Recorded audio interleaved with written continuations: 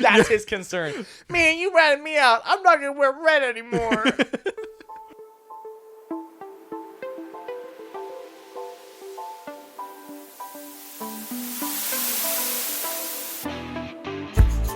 Welcome to the Variety Voiceover Nerdcast. This week, two geeks find themselves in a strange carnival. But first, I'm your host, Camden Parsons, with my co-host, Derek Yarvik. How you doing, Derek? I'm doing good, man. How are you? I'm not too bad myself. It's been a good week for nerd culture right now. You heard what's been going on? No, not really. So, as of now, Okay. I guess as of a couple days ago, CinemaCon is going on. Big movie thing for lots of different things have been announced there. First of all, Spider-Verse officially has I think Beyond the Spider-Verse, what it's called, has an official release date now. Yes. I saw a little bit of that, but I'm excited for it. I love Spider-Man and anything that is Miles Morales. As of right now, it's set to release on June 4th, 2027. So we got about 2 years before it's even here, which kind of sucks. But that seems a little cruel, right? To give us a date that is so far out. Do you think that's bad? Did you hear what it was originally? No. When Across the Spider-Verse came out, it was set to release almost exactly a year later in 2024. Okay. In case you can't tell, it is in fact 2025, and we just got the release date for 2027. Right. So I knew from the get, whenever they announced that it was going to be a year later, that there was no way that was possible because the animation in those movies are magic. They set crazy. A standard for animation going forward, you know? Yeah. To try and pump that out in, I mean, obviously not a year. I'm sure they've worked on it more since then, but like, come on. I don't think that was feasible. I've pumped some really good stuff out in shorter times. The other big one that came out from that's the Sony Pictures panel. Cool. The other one that came out from that is another Spider-Man project. Spider-Man. It's the fourth live-action Tom Holland Spider-Man movie, currently titled Brand New Day, which is worrying, and I'll get to that in a second. But it is set to release on July 31st, 2026, which would be my 22nd birthday. Cool. That's pretty neat. That's awesome. Go celebrate with my man, Spider-Man. Yeah, I'd like to see that. I've always liked the old Tom Holland. Yeah, he's not too bad. I like him as Spider-Man. Yeah. Arguably my favorite Spider-Man. I think I would agree. It's hard because I like them all a lot, and I have a lot of nostalgia towards like Tobey Maguire and Andrew Garfield because he was the Spider-Man when I was like really growing up. But I like Tom Holland a lot. Yeah, I think he embodies a lot of what Spider-Man is. While Andrew Garfield had a lot of that, a lot of the essence of it, but I feel like there was a couple key factors missing. I think the biggest problem with the Andrew Garfield movies is just that they were so like poorly written and very clearly kind of pushed out. I think Andrew Garfield himself does a great job. Yeah. You know, with what he's given, fantastic. Emma Stone too as Gwen Stacy killed it. But those movies themselves are not that great. I've actually only seen Task 2 once. Like the year it came, so probably 11 years ago. Oh wow. I should watch that again. Maybe I'll feel different about it now. Yeah. I probably will feel different about it now, especially having like the retrospect of like, you know, I still stand by. I think the first Task movie is fantastic. I've always liked that one. And I love Andrew Garfield too. I've been defending him since day one, but defending that movie is way different. Yeah, you know? Yeah. I think there's a lot of media that I want to go back and watch again that has a very similar like feel to that, where it's like, I think it might hold up, and I kind of want to watch them again, like the Lord of the Rings and Harry Potters and stuff like that. Well, a lot of that is just like for me personally, I like set very hard opinions for myself, and then just decided that was the truth. Yeah, you know, 10 years ago. Exactly. Yeah. So like maybe that's not true anymore. Maybe I don't feel that way. You know, maybe if I watch it again, you know, especially since then, like, you know, not to sound like that guy, but like I literally went to school for like film criticism and analysis, things like that. You know, just kind of a deeper appreciation for not just movies, but also comic books and comic book characters like that. You know, I was, I think, 10 when I saw that movie the first time. You know, I feel like there's definitely a lot more for me now to watching it, you know. So I think going back and giving another watch might be beneficial. I'll watch it with you.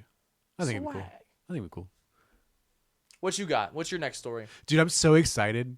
So Path of Exile 2. Yes. As you know, in our personal lives, I am obsessed. I love Path of Exile. I've played Path of Exile for like, yeah, when that second game was coming out, you would not stop talking about it. I was like 6,000 hours or something. Oh my god! In Path of Exile 1. What? Yeah. I don't even think I had that much time. Well, never mind. I was gonna say I don't have that much time in Minecraft, but that's probably not true. Yeah. I probably have more than that. The hard part with that is that I've played that so much on so many different consoles and accounts that there's no real way to track how much Minecraft I've played. I played 90% of my Path of Exile, you know, quote unquote career on Steam, and yeah, it's been, but that's been over like 8 or 9 years. Yeah. Something like that.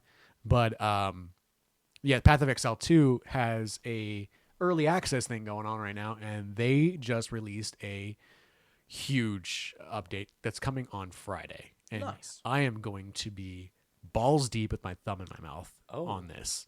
Like it's gonna be wonderful. That is quite the way to describe it. It is. So they ended up having it's gonna be launching at 12 p.m. on April 14th or 4th. It's gonna be launching at 12 p.m. on April 4th, Pacific time, PDT. Yeah. That is. Basically, it's called Dawn of the Hunt. They're adding in 25 new skills, 100 new support gems, 5 new ascendancy classes, and 100 new uniques. Whoa. For you not knowing that, it's insane. That's so much stuff. Think about it this way. One skill gem can change how a certain skill works fundamentally. Okay. And they're adding in 100 different ones. That's kind of crazy. So like there's going to be diversity to the builds that are out there by a tremendous amount. And that you know, obviously leads to more characters, better play, blah, blah, blah, blah, blah. And once I saw the reveal of it, I creamed. Oh. But yeah, I will be playing a bunch of it on Friday. I can imagine, like so much. Just careful where your thumbs are, I guess. I will not. And then my second one thing, basically the same day, which sucks hard, Monster Hunter Wilds, okay, I've been really into that as well, is getting an update as well. They're getting they were announced on the same day, or they're coming out on the same day? They're coming out on the same day. Oh, okay. Which sucks because I play both of them. Yeah. Pretty regularly, and they're both getting huge updates on the same day, and they're getting like 3 new monsters to fight. They're getting a bunch of like new armors and stuff like that. It's not as big. I'm going to be playing a lot more Path of Exile than I am going to be playing Monster Hunter Wilds. Is one of the monsters you can fight in there your inner demons? No, that's actually outside of the game, and okay. it gives depression. Oh. See, that's what it is. Yeah. See, I've been trying to do that myself, but like I don't feel like I've been succeeding very well. Right. I got this status effect. I couldn't figure out what it was. It must be that. It must be depression. Yeah, actually. All right. It's a status effect that. Oh, how long? How long does it last? I think it's a permanent buff. Oh. Well, a way to cure depression is video games, and they have just announced today, I think, actually, that the Nintendo Switch 2 is coming out super soon. Have you seen that? I've seen the little leaks here and there on it. I'm not super impressed. Me either. I don't want to say too much because I actually have never even owned a Switch. Yeah. I don't really care about the Switch, to be honest with you. I only ever use other people's for the sake of playing Smash Bros. And Mario Kart. Yeah, smashing your bros. What? What? Ma'am? Hello? This new one, you can control the controller like a mouse, and it has a C button. Yeah. Bigger screen, it looks like, and as far as I know, those are the biggest changes. Well, they're saying that the device itself is going to be very similar to what a PlayStation 4 was. Do you know how much it cost? No. $449. Okay, yeah, that's console prices, man. Like what? Yeah, the but hell? like that's almost For the a same handheld? price. That's what I'm saying. That's almost the same price as a PS5, and this thing is not even close to worthy of that price. See, I had a conversation. How much is the original Switch? Isn't it like $300? Roughly, I think. But I had a conversation with Michael the other day about this, and basically, I contributed to like. It's not in the console wars, it's his own thing, and I understand if you want to play Nintendo titles, you're going to play them on that.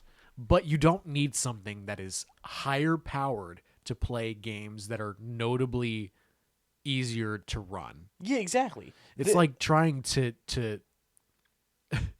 play golf with a shotgun, man. Like you're gonna be just killing it. Like it's not even effective. The original Switch goes for about $250. Yeah, which is so it's insane. like almost double price. I'd be like, if there's more in there that constitutes that price change, I'd be game to hear it. But as far as I can find, I think you're going to be able to play all of the things that you would want to play on a Nintendo on the regular Nintendo Switch. Yeah. And I think with the release of the second one, and actually when it comes out, you're going to be able to get the Nintendo Switch for cheaper. Yeah.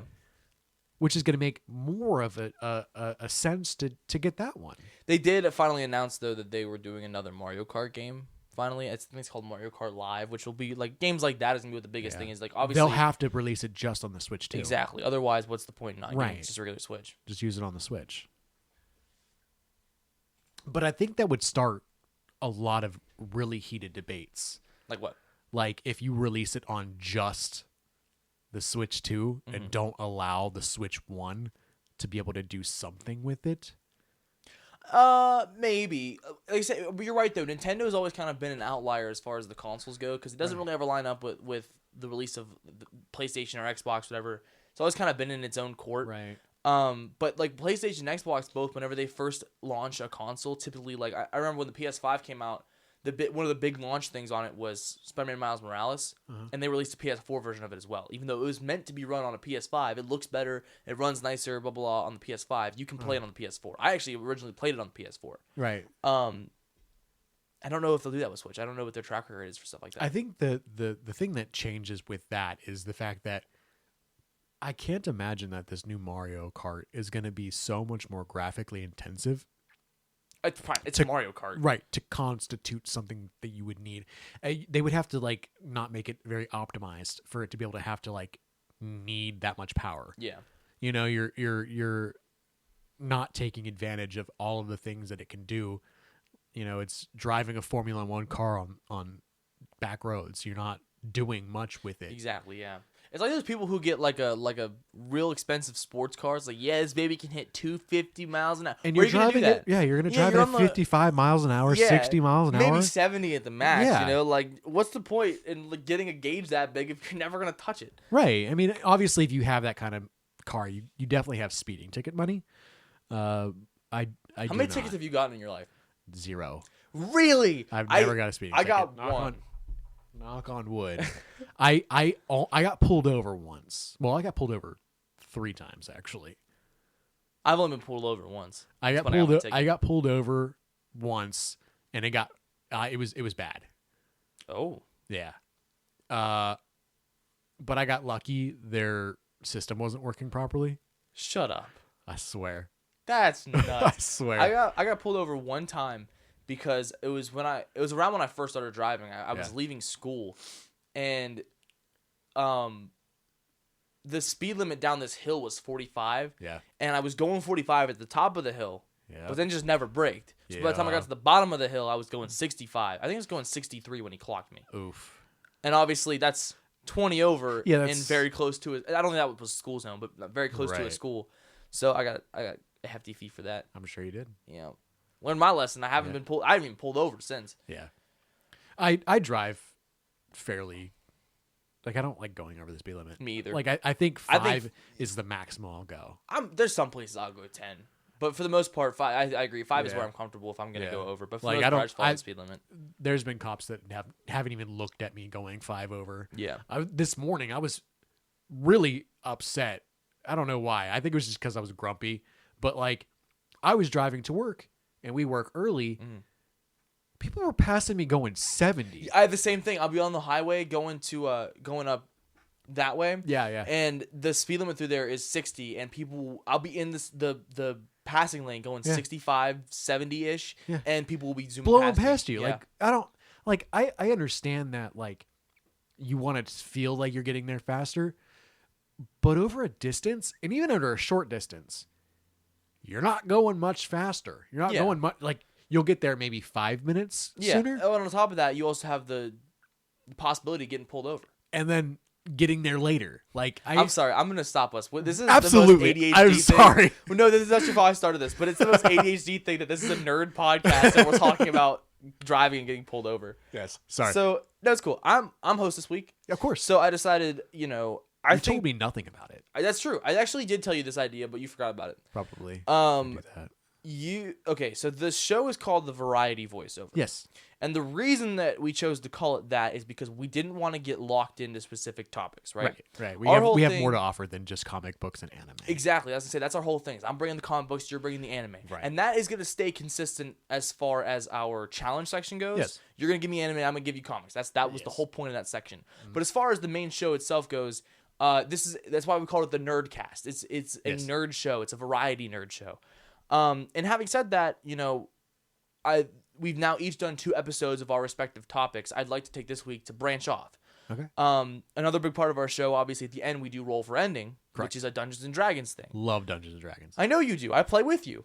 Wait, what? I know, it's crazy. Crazy. So having said that, I decided that this week I wanted to talk about Dungeons and Dragons. Hell yeah. That's what I'm bringing to the table this I am week. here to talk about Dungeons and Dragons. Specifically, if you'd like, I figure, we run we don't run a campaign. We play a campaign together. Yes. So I have my book here. When we play, I take extensive notes. I know. I love it. I also doodle all over it. Yeah, you doodle. You put different quirky names for the titles, and I love it. I've set what I did is so our DM, which for the sake of this, by the way, I don't want to refer to any like actual names for the sake Correct. of privacy. Yes. So for the sake of it, we have our DM who plays a DMPC named Drea. Drea. We have Abzul Richard, which is your character. Oh yes, good old Dick. Archibald Meat Pants. What'd you just say? That's a good old Dick. Oh, I thought you said Golden Dick.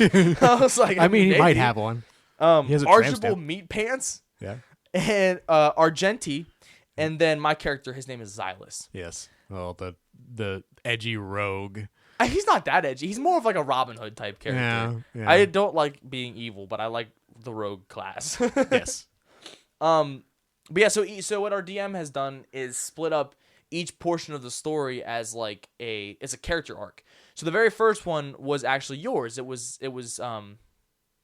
Richard's character arc. Yes. So that's season 1. I have all of Richard's story arc marked down as season 1, and each session is an episode. Such a good season. It actually was a really good season. Yeah. And then I have we're currently in the middle. Well, I don't know about middle. Sounds like we're kind of close to the end. I think we're close to the end. Yes. Of the second season, second arc, Meat which Pants. is Meat Pants' arc, which is season 2. So I figure if you'll indulge me, we go through some of these notes here and just discuss what we've gone through in our campaign so far. I think Absolutely. I wanted to try and do something Dungeons and Dragons related, maybe share personal stories back and forth. Yeah. But most of my Dungeons and Dragons experience has come from this. Yes. When I was in like middle school is when I found out about D&D, and I really, really wanted to get into it, Yes. but I didn't have a whole lot of friends who were into it, or who were willing to try it. I think I've played with 1 or 2 groups, and only actually properly played like once with each of them. So this our campaign is the first like real experience I've had playing D&D is such a hard thing to schedule around, because to put together a significant storyline to get people together consistently. As we've learned, we've had Right. there was a portion there where we had 3 months, and we had about a session each month, even though we were trying to do it every Saturday. Yeah, and It just gets hard. Life gets in the way. Yeah. There's is it 5-6 people in total? Yeah, in our party, yep. Yeah. Including the DM. Including the DM. So it's 6 adults trying to get together every Saturday. Yeah. With gets life difficult. going on. Yeah. It definitely gets difficult. And we've had conversations about doing different days with like smaller things here and there, and getting more D&D time in. Yeah. Which is going to be logistically a nightmare, but I'm so excited for it. Yeah, we'll try and figure it out for sure. But yeah, so going through here, I'm trying to just hit bullet points, because like I said, if I'm gonna try and go through the entire story up to where we're at now, that's like, I think we've had 9 sessions in season 1, and 5 in this one. That's what 14 whole sessions I got to get through. So I'm trying to hit bullet points real quick. I don't do math. That's why we're in a podcast. You know what I'm saying? Yeah, that's the callback to the thing I said last episode. It is. It sure is. Wouldn't it be so awesome we're if gonna that put was that on on like a shirt? Oh, like a T-shirt, or a like sticker. Yeah, I think like something of this nature. I think that I know someone. I know lots of someone's. I know someone who could do that. Oh, okay. Yeah. All right. Season 1, episode 1 is the carnival. Oh yes. So we started off. I don't have a whole lot here. So Archibald Meat Pants. He is our. He's a what? Half orc barbarian. Half orc barbarian. Yes, he is the thing go bonk kind of character. He most certainly is. He's kind of the driving force of chaotic in our campaign. A lot of things have happened because he was just like, what did we need if we did this? Bang. Yes. We'll get there, but he in this carnival definitely got. Our campaign starts off with him in a drinking competition and wins. He got attacked, I think, and he stopped. Yeah. Oh, no, that's what he was in a drinking competition. The guy tried to take his beer, and instead he took the other guy's beer and drank both of them. Yes. And then it pivoted to what's his face, Richard, and his cute little family. You remember the family? Yes, I do. I remember. Was it Meredith and your wife Meredith and your son Timmy? Yes, Meredith and Timmy. They are a good people. Pretty good. Yes. Then it pivoted to Argenti, who is a what's Argenti? Paladin. Half elf. Paladin. That sounds right, I think. Yeah. I'm a half elf. I'm a half elf. Argenti, don't be mad at us if you listen to this. I don't think so. I don't think maybe maybe we'll tell them that this episode's about the campaign. They'll listen, but I don't think they listen to our show. They have outwardly stated that they don't like how much I talk about Invincible. Oh no! We said we would not talk about it. But yeah, so I guess now it is every episode. We've talked about Invincible. And so I was like, if you're not interested in Invincible at all, you definitely should check out the show because it is quite frequently discussed. Apparently every single freaking episode. I'm so sorry. We got 22 minutes in. Well, 22 minutes as of recording. Yeah. It's been like 10. Anyway. Argenti is like a cop almost. Very, very stoic. Yeah. So it starts off with them harassing a balloon salesman. Turns out that cart had mimics on it, which is how this whole thing kind of starts. Is they're investigating why are these mimics here. And then it cuts to Xylus and Abzul, who are partnered there together. They have been traveling together. Little secret lovers. No.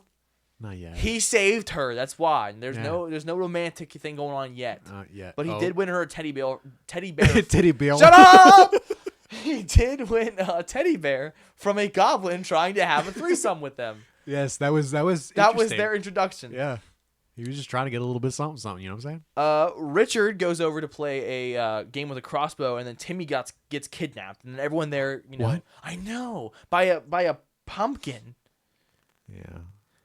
So all these like plants are coming to life and start attacking everybody. That's when the party first forms. They all attack these things, come together. They're like, guys, what the flip? Yeah. To put it into context, the name of the campaign that we're running is Nature's Revenge. Yes. Yeah, I probably should live with that. I forgot that it was a name for it. On my cover, I have the name of the place. This takes place in Wardendell. Yeah, it puts a lot of context to it because it's like nature's trying to take back. Take back the night. It's Minecraft.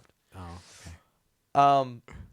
But yeah, so then Argenti and Archibald go to investigate, find out, there's toys coming to life. This place is basically full of mimics. Yes. So they go to try and find that balloon guy, and he's gone. Goddamn balloon guy. Freaking balloon boy. They take a short rest, and then, we all split up from that point. Everyone's trying to figure out what's going on. Turns out they find the balloon guy, and he is just a 16-year-old goblin, and his parents run the cart. Yep.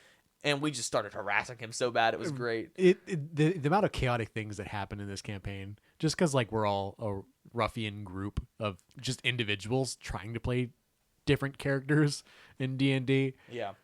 We definitely get off topic a lot. They end up going to question the parents as well. Turns out they had stuff stolen from them too.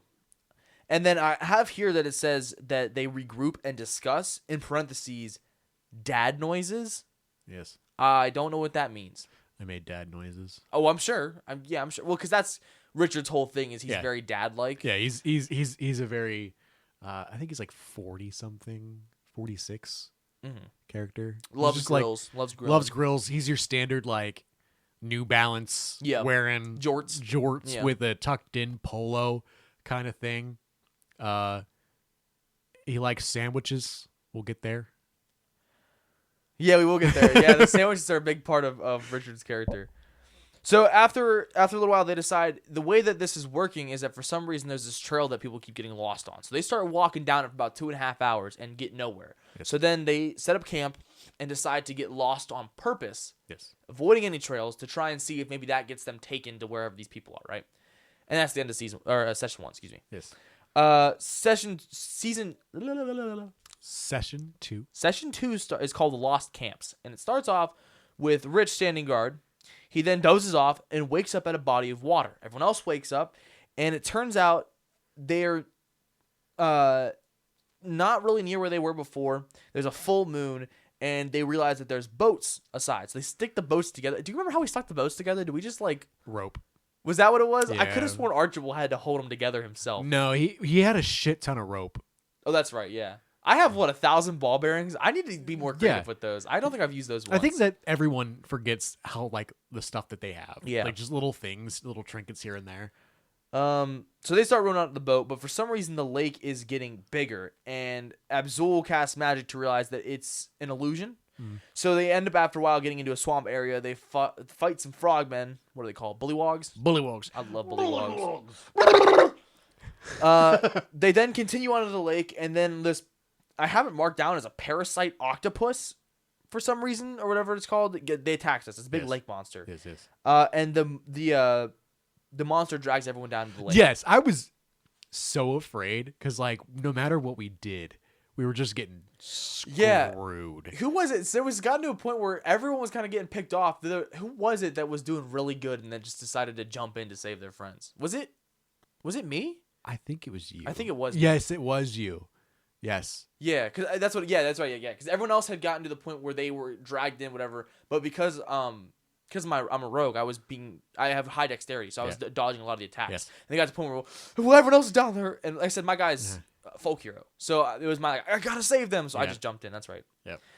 And I think that was it for session 2. It wasn't very long. Yeah, we're getting to the fun parts. So then from there, session 3 is called Mushroom Cove. Excuse me. Yes. The very first thing I have down here is Abzul tries to seduce the mushroom, and then claims it as a pet. Yes. So basically, Abzul's Omni-Man. I did it again. I swear to God, oh my God, dude, me and Invincible. So the cave is full of magic, and Xylus is from the area. He's a wanderer, so it says that I know what's going on. There's a myth or whatever that this cave is in reference to, and didn't we? Rich is allergic to mushrooms. Yes. Richard's allergic to mushrooms. We find out. Didn't we get groped? Groped? Yeah, by the mushrooms? No, there was a hallway with hands. Oh yeah. That's I think the next one. Okay. So it turns out these mushroom people know what's going on. I guess there's people down here who are tormenting these mushroom people, and they're the ones behind the disappearances. Dun, dun, dun. We go and explore this mushroom town. There's a weapon shop. We get some neat things. You bought the clover crossbow. Yes, which I have used once. I was just occurred to me. I don't think I've ever heard you reference that. What does that do? Do you remember? It basically just re-rolls an attack once per rest, per short rest. I think it is. So if I used that last time, we'll get there. What do you mean Last session? Last session? Don't get so angry. We'll get there. We sure will. Looks like you also sold your armor, and Argenti bought some armor as well. Yes, I got off the Bullywugs. Oh yeah, that's right. It was like a swamp armor. It gave advantages. Swamp armor was my nickname in high school. Yeah. Gross. But I think it gave extra movement, or didn't. I don't think I took any kind of penalties with rough terrain as it being water. Yeah. Looks like I also bought the nature cloak, and I got a fire rapier, and then Archibald arm wrestled a mushroom fella. Yes, he did. Episode 4 and he almost slammed his elbow through the fucking table. All right, so the guy who plays Archibald is so dramatic in the best possible way that there was one point whenever. Well, I'll talk about that later because that's a spoiler. but he, especially because he knows I'm comfortable enough that if he he's demonstrating how he killed an enemy, he'll use me as the enemy. He has thrown me around so many times. Throw me to the ground, screamed in my face, and it's so funny. It's amazing. But yeah, he slammed his elbow really hard into the table and felt really bad about it after. Episode 4 is called Bandits and Bouncing. Ooh. So Archibald gets so drunk and blacks out. Yes. In case you haven't noticed of this yet, the DMPC Drea has not been introduced. This is where we find her. Yep. He wakes up the next day with her in his room. Yep. We don't know where she came from. They boinked. Yep. Boinking. He fornicated with it. Oh, nasty. Archibald then, after he boinked the bear, went and bought a new battle axe. Yes. Try to say that. As you do. Boinked the bear, bought a battle axe. Yes, they do. Oh, okay. Yeah, the mushroom guys led us ahead, and Xylus, being the sneaky guy that he is, ran up and found that there's bandits ahead of us. We attack them, tie up the last one for interrogation. He was one of the vendors that was at this carnival. Turns out the ringleader's name is Zorlath. Is that right? That sounds right. And he is taking over due to underground magic. And he just says that we have to go down. Yes. He didn't really say where. Yeah. I ain't afraid no ghost, though. You know what I'm saying? We must cross the mushroom gap. This was interesting because if you remember, it was a giant cavern with giant mushrooms we had to jump over. Yes. And both you and Archibald fell down. Everyone else went over clean fine. Fair. And we have the highest dexterity out of everyone else. Do you? Yeah, I haven't. I don't think he does. Well, no, technically, I don't know why. Abzul. I don't know why Abzul has a fucking 18 or 20 in dexterity. That's true. She's what, a sorcerer? She's a sorcerer. Yeah. A draconic bloodline sorcerer. Yeah. And I think it was just like they rolled really, really well for their stats. Yeah, they have a lot of really good rolls. And they have a higher dexterity than me, and I'm a crossbow fighter. That's crazy. Do you remember how you got out? I don't have it written down. Did he like throw you out or something? And then the rope, rope from the rope. Yeah, that's right. I think he threw you out, and then the rope from the boats you tossed down and pulled him up. Drea senses some off vibes, and then a Xylus attempts to check for traps, and then is shot with 14 arrows. Took a lot of damage. Yes. This session was the one that was kind of like, you're the rogue. Do rogue stuff. And then I did it all so poorly. Failed every single one of them. Richard then gets rolled into a rug. Oh, I sure did. It was a mimic or something, right? It was the greatest hug It was ever. alive. Archibald then slashes the rug. I ripped it in half, and then apparently I peed on it. Did you? I don't remember that. Apparently I peed on it. Apparently I peed on it. Yes. That's for fucking with your dick, you know what I'm saying? The room then fills with paintings, and then Xylus opens a chest and gets a bunch of nice stuff in it. And then the room turns very dungeony. Yes. And then Abzul tries to flirt with Xylus. The beginning workings of the little bit of love that's starting there. So but Xylus is completely oblivious. Yes. As am I right? Normal character is. So episode 5 is called The Butterfly Cavern. Yes. We then continued into the trenches, found a new hallway where Argenti is touched by a butterfly. Yes. And then is given a buff. There's a big opening and a very deep hole. That's what she said. There's very few mushrooms, there's a few mushrooms we can see down the way.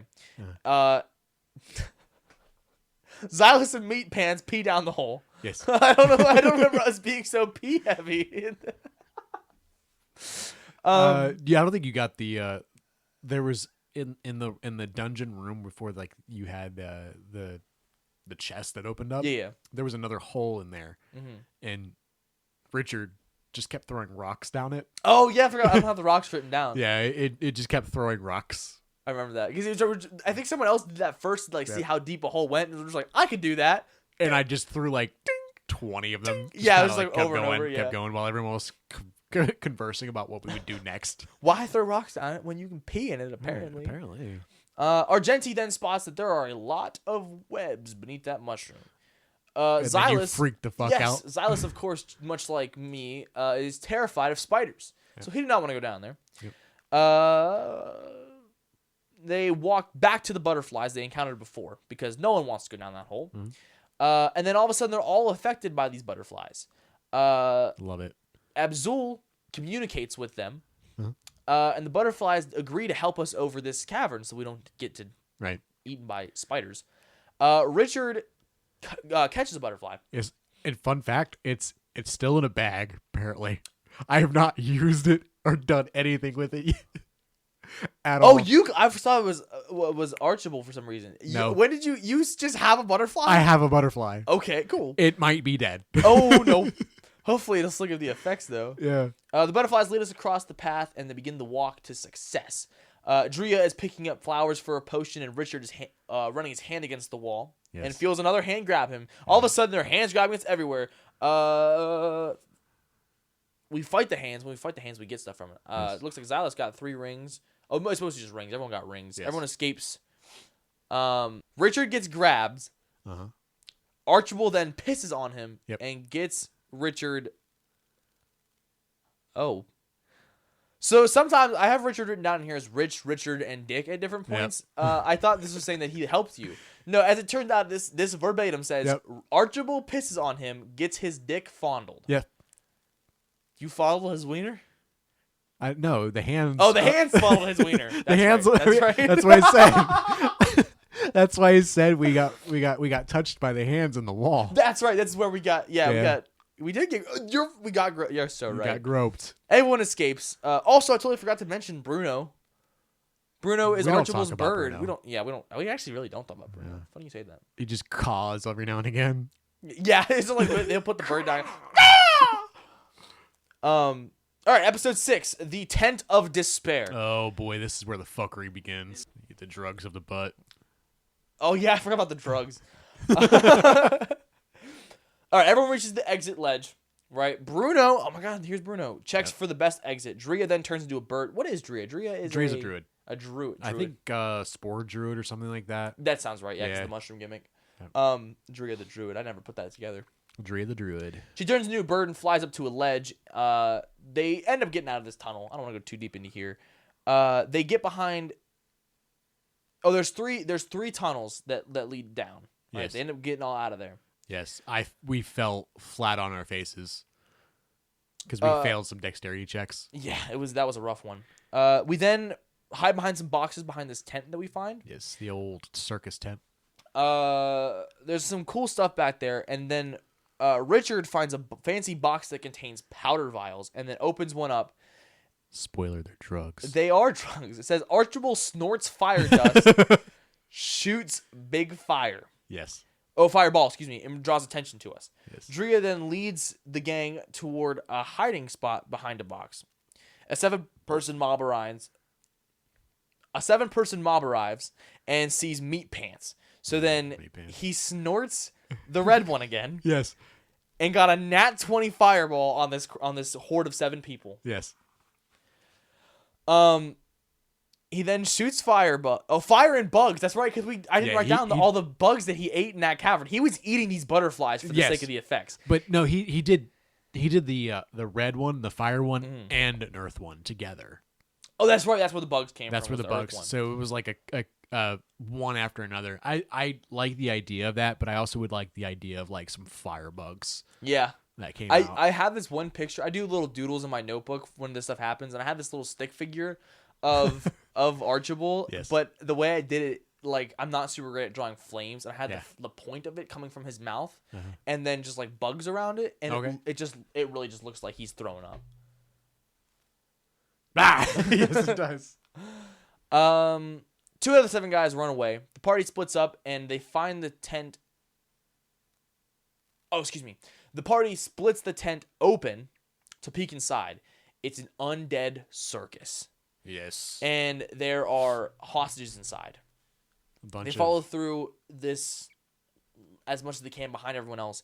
And this is where Richard is grabbed by little Timmy.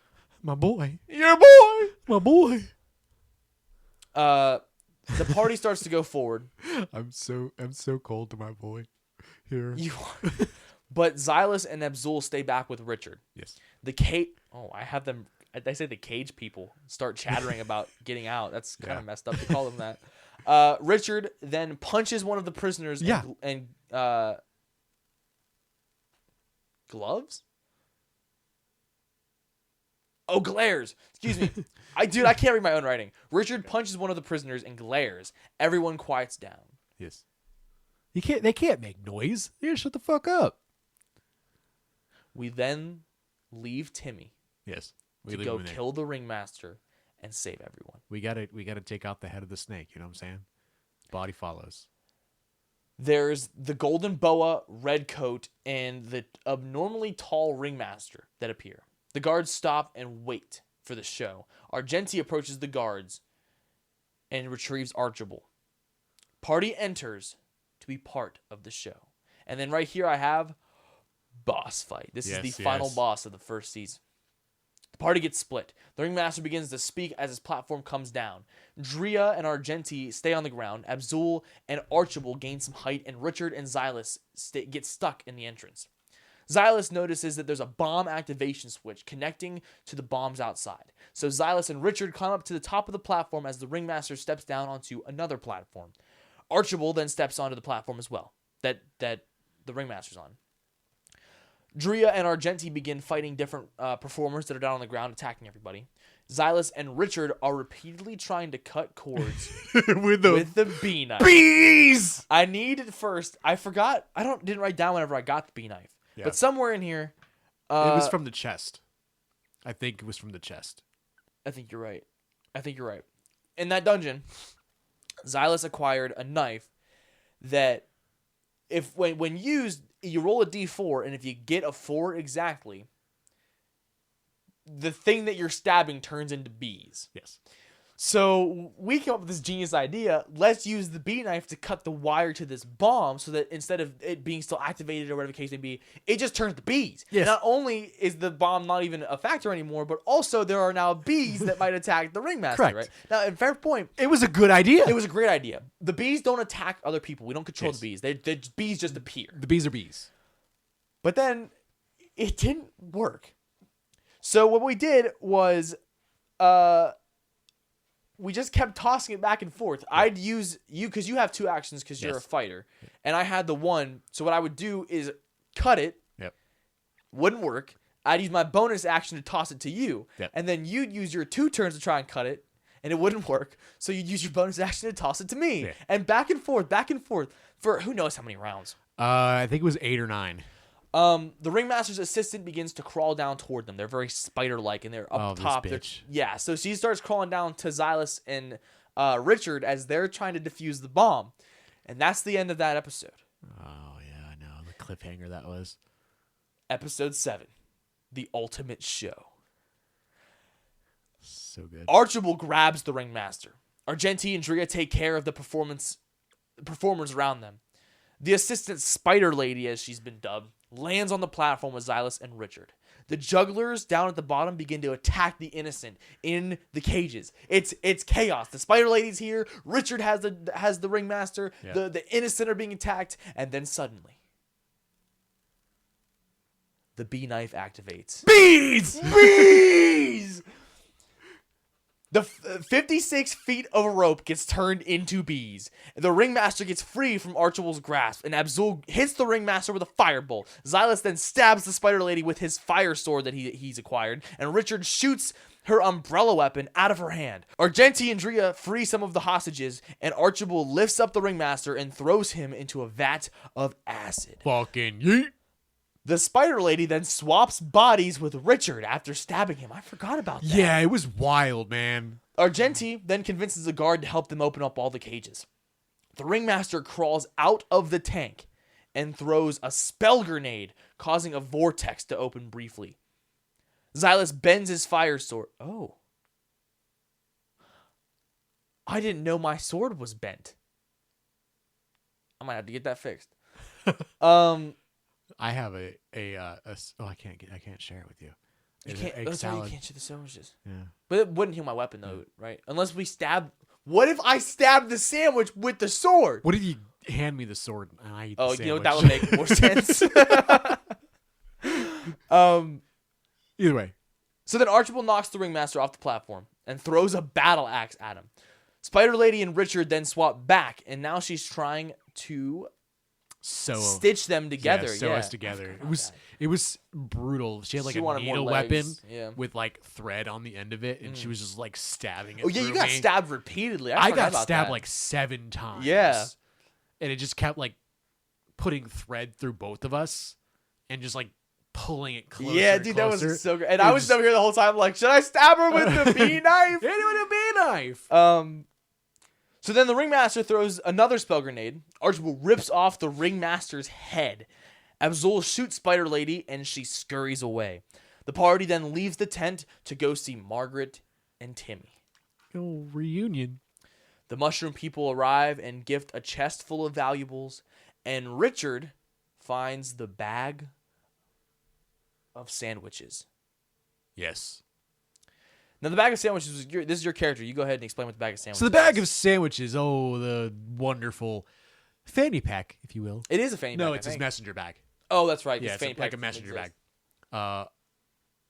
So I can once or twice per long rest, I can reach into this bag, this mysterious bag of holding, and pull out 2 sandwiches per day.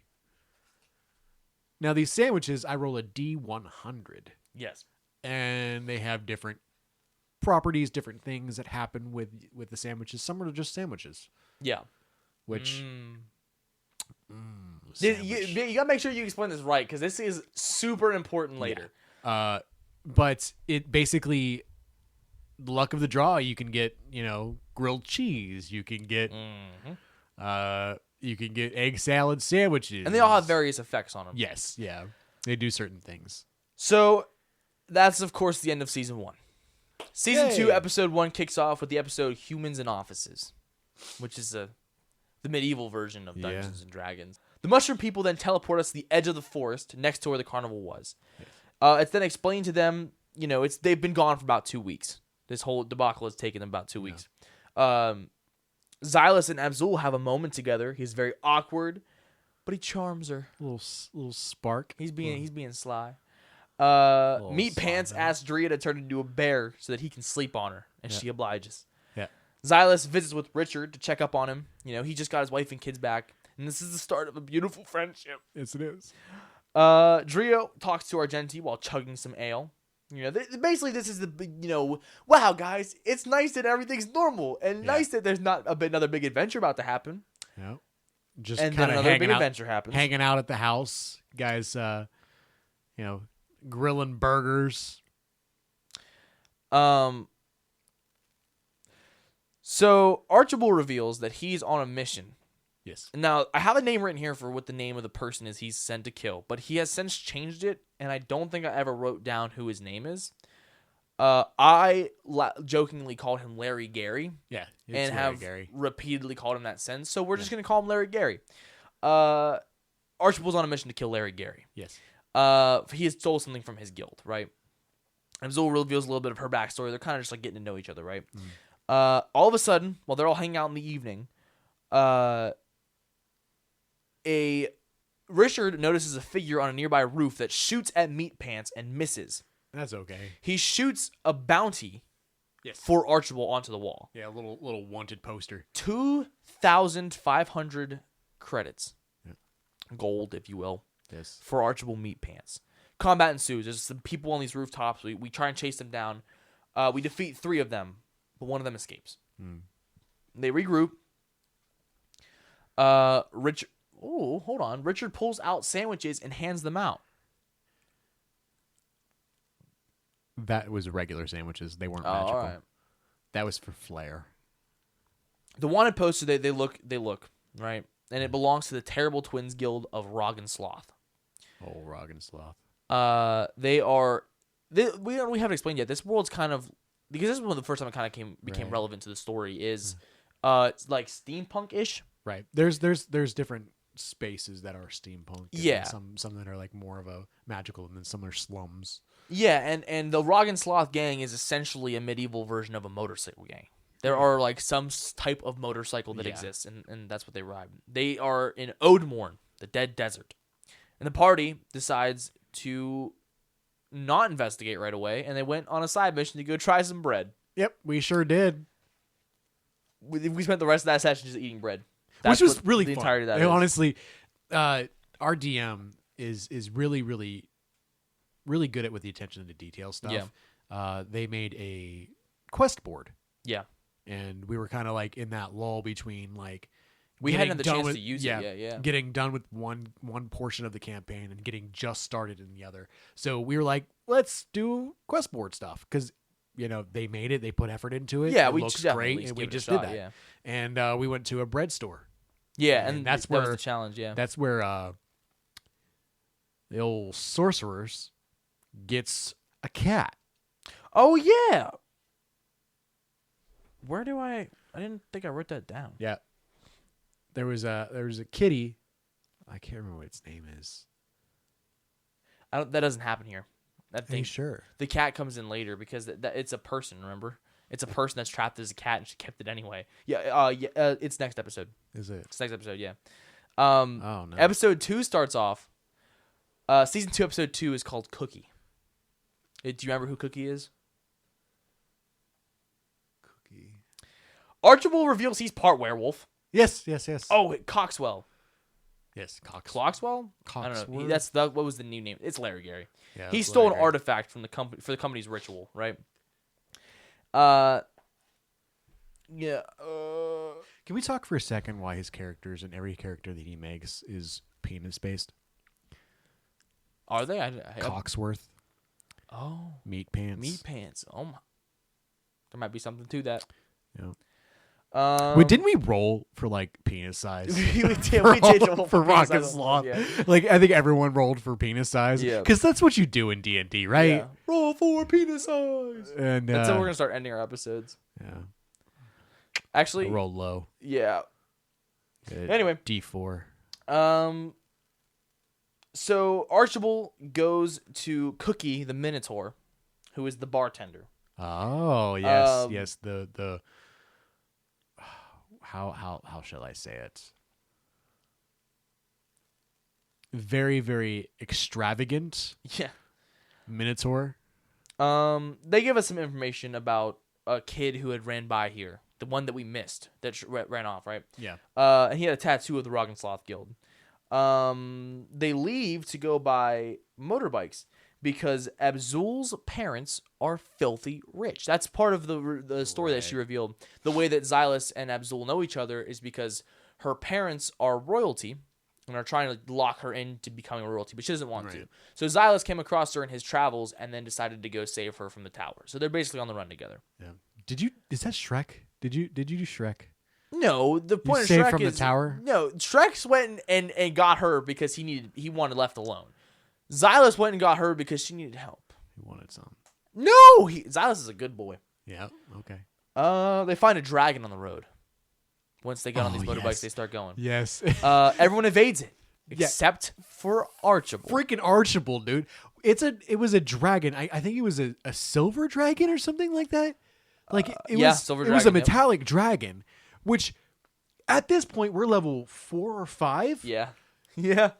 And you don't want to like metagame or anything like that, but like, dude just walks up to this freaking He revs dragon. his engine to wake it up. Right. He wakes up the dragon, and then the dragon is like, "Oh, sorry, I didn't mean to be in your way." And Archibald tries to recruit the dragon, and he's like, "Nah, but like we cool." So Periwinkle the dragon is now someone we have in our arsenal. Yes, Periwinkle the dragon was taking a nap in the middle of the road because they ate so many cow. Is that what it was? Yeah, they had a really, really big meal. Further down the road, they find a salesman pulling a carriage full of creatures. That's the cat. Sorry. Yep, Old Dan is his name. He makes them fight. He wants to see. Oh no, he wants to see the magic cat. Yeah. She did get the cat in the bread store. Okay. You were right. He then reveals that the cat isn't a cat, but a sorcerer who's been trapped as a cat. Yeah. He sells seashells by the seashore. No, he sells a collar to let the cat talk, and the cat reveals that his name is Toshi. Yes, the old Toshi. Mind you, I don't know if you got this in there, and if it's not in the notes, that's great. But our DM positioned this character to be like a Pokemon. Trainer. Like he makes creatures fight. He collects them. Yeah, collecting them, and then she ended up describing like a little electric mouse. Yeah. Little fire Episode salamander. 3. Episode 3. Along came a crab. They're on a ferry at this point. Yes. And, they're just kind of kicking it, right? And then they notice a glimmer in the water. And, it's a treasure map. Yes. They decide to go follow the treasure map. When they find the treasure map, instead of finding treasure, they find a giant crab who has treasure embedded to his back. Crab. They then smite the crab, and they get a whole bunch of loot from this, and they find the real chest with lots of money. Yes. Episode 4 is called Magic Moving Tats. They skip down a little bit to a tavern called the Half Full Chalice. We're getting... Richard asks for water at the bar. Yeah. Archibald, of course, begins drinking. Orville, the waiter, introduces himself. This is another thing of, they're kind of just hanging out here. Richard does reveal that he has a tramp stamp. Yeah. It is a tribal swoosh. It's a tribal swoosh with a stamp in the middle, so it's a tramp stamp. Archibald reveals that there's a lizard in here who is is an ex-member of this guild, right? And they all go to talk to him. And bearded dragon kind of guy? Yeah. Archibald, Xylus, and Argenti approach him. Right? And they get some information out of him. He doesn't really know much. But he does agree that he can take us. My handwriting got really good out of nowhere right here. The lizard offers to take them to the gang's HQ. Yes. And Archibald gets a magic tattoo that can move. Oh, God. Yes, it's like an octopus. It gives him advantage on grapple checks. Yes. And finally, after all this time, we've reached Season 2, Episode 5, which is the session that we had this past Saturday. Yes. Which is called The Mouth of the Beast. Yes. And this is hands down the best session of Dungeons & Dragons I've ever played in my life. It was wonderful. Drask, it's revealed, is the name of the lizard person. Yes. He's at the front of the bar getting ready to lead us on, right? They all get on their bikes and start down the road. They pass an abandoned town, they notice. Then all of a sudden, a giant sandworm appears. Archibald and Richard both get hit. Xylus runs into some bones, hitting his bike and taking damage. Argenti ends up on the back of the worm and falls off. Richard tries to grab Argenti, but fails, causing Drea to morph into a Dilophosaur and pick up Argenti. Xylus dodges a stinger only for it to have hit Abzul instead. Abzul and Richard both get caught in the mouth of the worm. Yeah. Richard falls off the bike, dangling to a tooth. Abzul tries to save Richard, but he sends her out, falling to his doom. Xylus falls to his knees and screams, "No!" They've all reached the end of this stretch, and they all watch Richard heroically sacrifice himself and tell her to go. Zooms the bike, gets her out of there, and he falls to his death. And Xylus falls to his knees and goes, "No!" Richard hears this through the stomach of the worm as he's falling and decides to eat his grilled cheese and come to peace with his death. But the grilled cheese from his bag did what? So I'm going to correct you there a little bit. Okay, all right. Okay. My fault. There was a big moment whenever Richard was laying in the mouth or the belly of this worm. And it was not because he heard Xylus say no that he had the sandwich. Okay. He was laying there and he was like, well, there's no better time than now. Pulls the grilled cheese out of his bag and just, for no reason, just munches on it. Yeah, he's just, I'm going to die. I might as well have a grilled cheese. Right. Just kind of like savoring it. Had a little bit of a moment thinking about his wife and his little son and how, he's done the best that he could to make sure that they had a good life and that they're going to be strong and they're this and they can get through it. And he just eating the grilled cheese. And mind you, Richard got tore apart in this fight. Oh, yeah. Like, he has like 64 HP, and I had like 16 by the end. Oh, wow. I didn't realize you got that low. Like, so I ate the sandwich. I ate the sandwich, and basically, once I was accepting that, then I heard the no, and I stabbed with a knife or with a dagger into the mouth of this thing, which pissed it off and had it raise up through. mind you, while this was happening, Richard was playing in hearing Higher by Creed. Oh man, that was one of the best parts of this whole thing. While this like real dramatic moment is happening, that wasn't what it was. Was the "Can you take me higher," dude? And one thing that we do as a Dungeons and Dragons party is we'll play music. We'll have like little ambiance and little things here and forth, but our DM actually put that song on while this was happening, and it was a very, very, very good moment. So Richard, crawls out and everything when Xylus hears the worm beginning to rise from the dirt, he runs using both of his swords to force the mouth open, allowing Absol to scoop out Richard. Argenti and Archibald both attack the worm. The three come together and land as they all take a breath. Yes. Xylus then walks over to Richard and punches him in the mouth. Square in the mouth. And y'all freaking... I wanted to try to catch it and give a hug, like a sweet moment, while you just wanted to assault me. Our characters have gotten so close, and you jumped down a worm. He punched you in the mouth. I didn't do it on purpose. Yeah, all right, okay. Anyway, I didn't want two characters to die. So Drask leaves, apologizing for the worm. He had no idea. I guess the bikes must have brought up the worm, right? The party goes to the abandoned town they had saw before to try and rest, but the town doesn't really seem abandoned. It seems as though the church that's there is to the harvest god, but has been replaced.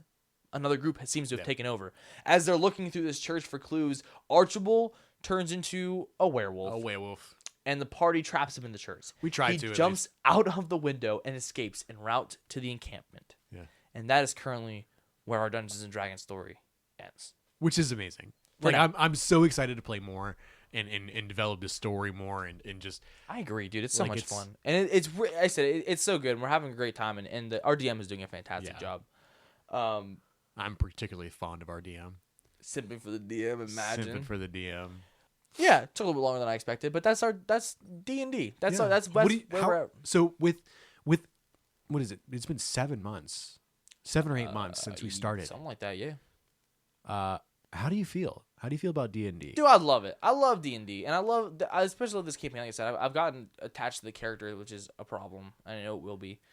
I literally cried. I actually cried when you rubbed your tears. Yeah, I rubbed my tears on Argenti, and they did not like that at all. They visibly did not. Like that. I was like, look, and like wiped their arm on my eye. I was like, real tears, and they're like, why would you do that?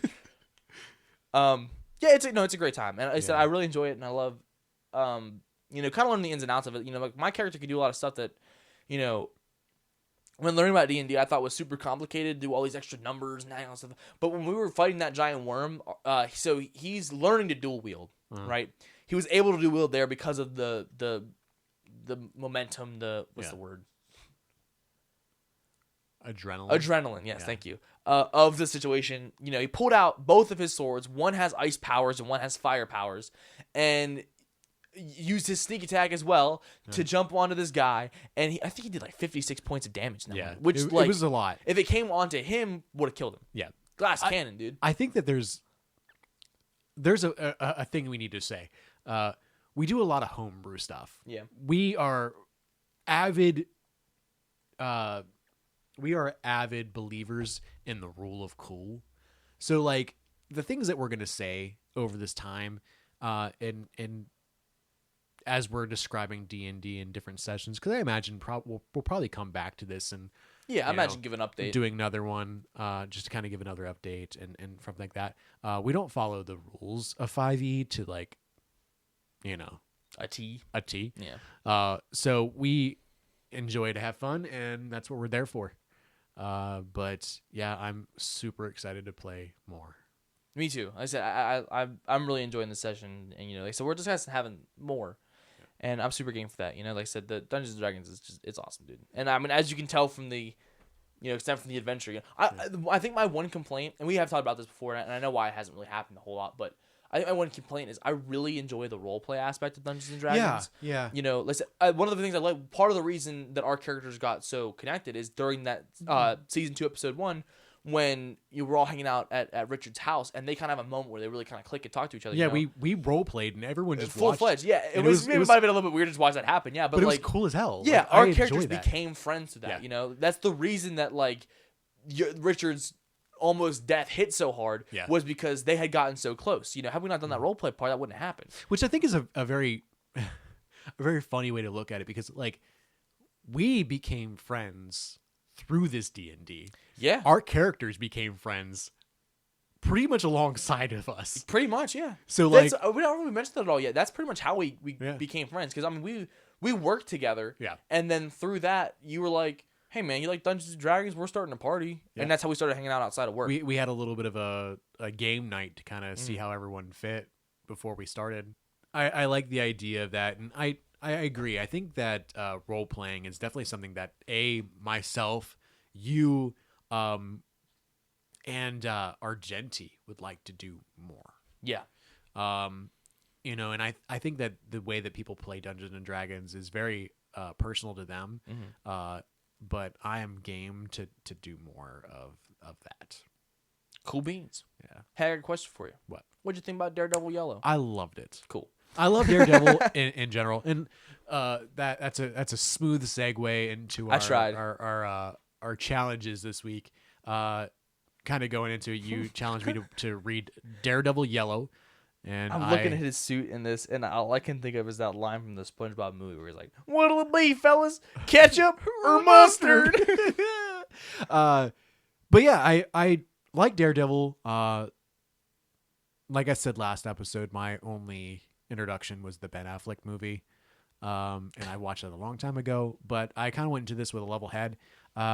There's some things that I'm like I picked up on that I found very funny, like how his dad was a boxer and was like a whole. That's how he got his values of like not staying down. He could be beaten, but it's not how you get knocked down. It's how you get back up. Blah blah blah blah. Yeah. But like his dad was a big figure in his life, and he ends up making a suit out of his dad's boxing robe. Yeah.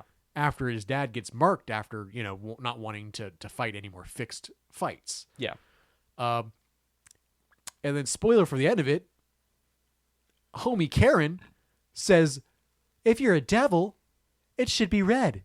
Which is kind of... which is facts, but he goes, you like red? He's like, yeah, it's my favorite color. So you're telling me you changed something that was so personal to you, something that meant a lot. Your dad was in your life, and this secretary comes in, you fall in love with her over pool and bowling, and you change your freaking suit just because she likes the color red. Kind of simp behavior, if you ask me. Super simp. I love Daredevil, and I think you're right. I think this comic is really good. I agree. I think it's really, really good. I think it does a great job. Apparently, this is a How'd you like series. the photos in the It was comic? great. It's great. It's fantastic. Did you like what it? I didn't know when I gave this to you is that this is part of a series. Yes. Right? We talked about it a little bit today. Spider-Man Blue I told you about, which is in my list of things to give you. And like I said, even down here, Jeff Loeb and Tim Sale, the team worked together. I think I told you that whenever I gave you this one. Worked together on Spider-Man Blue, right? Uh-huh. It's part of a series. Spider-Man Blue, Daredevil Yellow, Hulk Gray, and Captain America White. I don't know what the Hulk or Captain America ones are about. What are the significance of the yellow, blue, gray, and white? Well, yellow is because Daredevil's first costume is yellow. Blue, I don't know if it's anything particular, but that whole comic is done in different shades of blue. The whole thing, blue and white. I know white is obviously red, white, and blue. And the gray, I know the Hulk originally was gray. I don't know those stories as well as I know this one with Spider-Man. I was just curious more than I was asking for an explanation. Yeah. But yeah, like I said, I think that this is kind of acts as like almost a retelling of his origin story. Yeah. So I think it's a really good place to start as far as Daredevil goes. It was a letter to Karen. Yep. Do they say in here? I don't want to say anything if it doesn't. Do they say anything in here as to why he's writing that letter? Do you remember? Well, she died. Okay, cool. You do know. Okay. Yeah. And I looked into it. Didn't Bullseye kill her? I believe so. Yeah. Yeah. There's a nod to that moment in the show. And because happen. That's in Daredevil Reborn, which I'm gonna read. Born Again. Yeah. Which I'm gonna read myself. Yeah. I had got a copy of it from Walmart after Michael suggested it. Yeah. You actually, that one I think takes place after the events of this. So it's almost like I said, this is more of a retelling than that would be a continuation, but you now know his origin story that would lead into that. You know? Yeah, which is That's crazy because like Aaron becomes a drug addict. Yeah. And a porn star. And then which is insane. Sells Daredevil's identity to Kingpin for drugs. For drugs. Yep. What do you mean? Might as well change that suit back to yellow, my boy. Yeah, dude, could you That's his concern. Man, you ratted me out. I'm not gonna wear red anymore. I threw away, or I put away, my dad's robe that I made into a costume that I loved. For you! And you're gonna be a drug? Quit doing porno! Oh. All right. So for me, I had to watch Kaiju number 8 this week. Kaiju number 8. What did you think? Dude, it sucked. Really? No, I loved it so much. Dude, it was I was so surprised good. if you actually didn't like it. No, I liked it a lot. I think the main character is super likable. I have a Kafka. Kafka. I have a hard time with names. I can't remember the white hair guy's name who's like his friend. Love him. His characterization of just like he's like ride or die. I like that guy a lot. The lightning haired bitch, the one whose hair kind of looks like lightning, big yellow. Can't stand her. Yep. I like a lot of the motivations. You'll like her more later on. I love the idea, the concept. The kaiju form of Kafka looks so dope. Cool. I didn't get to watch it. I don't know. Like it's been a minute since I've watched. I'm definitely gonna finish Kaiju number 8. Which one of the reasons I asked you to watch it because I want you to get excited for the movie and I want you to watch the movie with me. All right, I could probably do that. Yeah. I said I've 5 episodes. It's a 12 episode series. I've already watched like half of it. Yeah. And I'm definitely gonna finish. Did you get to see the whole like plant the feet uppercut that just like oh yeah, and all that was left was his legs. The legs and like blood coming blood down, rain. Yeah, that was cool. Which is like so fucking cool, dude. He's so cool. Like I said, I figured I was probably gonna enjoy it because by the description you gave, it sounded pretty cool. But I actually liked it a lot more than I expected. I thought it was fantastic. I thought it was. Also, another thing I wanted to point out with that is that I think that the animation in that was gorgeous. Yeah, that's probably the best animation I've seen out of an anime so far. It definitely has a style to it that is very pleasing on the eyes. Not just that, the animation itself, the actual motion, like it looks so good and clean. And there's certain shots in there that you can tell they incorporate a little bit of like CG in it, and it looks so clean. It looks so good, and you can tell there's a lot of effort going in. You're gonna get to later on in it, and you're gonna see a lot more of that. And I'm excited to hear your takes on it. Cool beans. Because like it's a wonderful anime. I'm excited for it. My wonderful girlfriend made a poster for me for it. Yes, so that's really cool. It looks so good. I fell in love with that anime from the go. Yeah. I've always liked kaiju. I've always liked the premises of kaiju. I like Godzilla growing up, and then I have a Mothra glider in Fortnite. You said that last episode. Yep. And you also have the Godzilla skin. Godzilla skin. Yeah. Yep. But yeah, I'm super happy to hear that you enjoyed it. I did like it a lot. I did. What do I got this week? What are you gonna give me this week? I'm between a couple. Okay, torn between a couple. The very first album by Bug Hunter. Yes. Love Bug Hunter. No. I was either gonna give you That Time I Was Reincarnated as a Slime. Okay. Which has my favorite MC in it, called Rimuru Tempest. Minecraft. But it's a slow burn. You're gonna need to watch a lot of it to get it. Okay. ReZero. We talked about that one already. We talked about that one. That one sounds like it'd be cool. I think 5 episodes of ReZero. Okay. Be cool. All right. You'll get to understand that. You'll get to hear and see a lot of like the beginning of it, and I think you're gonna enjoy it. Cool beans. 5 episodes of ReZero. You know what I got for you this week? Oh, why are your pants off? Don't worry about it. X-Men. The Dark Phoenix Saga. You mean the one that Michael gave us today? What? So I originally had a different comic planned. I actually specifically bought another comic to give you this week, and I showed it to you. We won't talk about it. I'll give that one next week.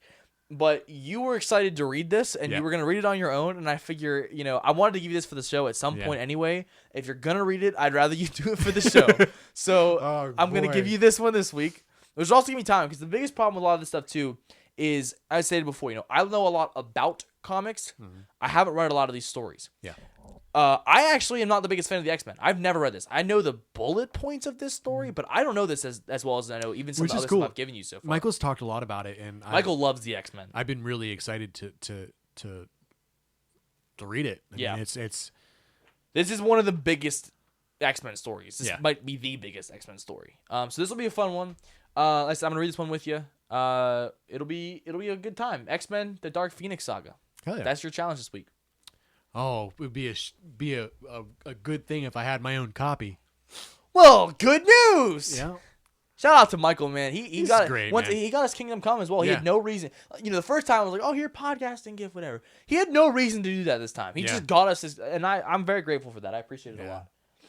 But I do believe, now with the main topic and challenge out of the way, it is time to roll for ending.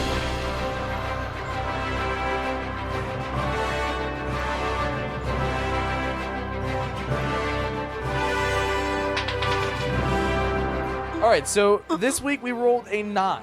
A 9. And on a list of roll for ending, that is bad movie. Oh, boy. So real quick, I'd like to bring to the table my favorite bad movie in the entire world. It's called The Emoji Movie. It was released on July 28th, July 28th, 2017. Yep. I have it on Blu-ray. It is my favorite bad movie. It is terrible. It's one of the worst animated movies ever made. I hate T.J. Miller. It's great. I hate T.J. Miller. I hate James Corden. Anna Faris is all right. Yeah. I don't really like Maya Rudolph either, to be honest with you. The cast is terrible. Sir Patrick Stewart as Poop. Love him. Yeah. But it's my favorite bad movie. I think that it's a great hate watch. Yep. Laugh at all the stupidity in it. What kind of business? Monkey business. Yeah. So, what's your official rating for the Emoji Movie? Just curious, out of 10. I give it a 10. It's a 10 out of 10. Are we rating it as a bad movie, or just rate it? Yeah. Rate it as a movie? 10 out of 10. Yeah. I would give it a nice 6.5 out of 10. All right, that's like generous. I would watch it. Yeah. Like, if it's on, I wouldn't change it immediately. Yeah. I would kind of do other things while it's on. Yeah. What kind of other things? Monkey business. Monkey business. But yeah. All right, that's going to do it for this week. Thank you for listening to the Variety Voiceover podcast. In the meantime, you can check us out on Spotify, Apple Podcasts, and YouTube. While you're on YouTube, you can check out Comeback Kid Films for video projects. You can also email us, be part of the show at varietyvoiceoverpod@gmail.com. But as for now, this voice is over. Thank you. We'll see you next week.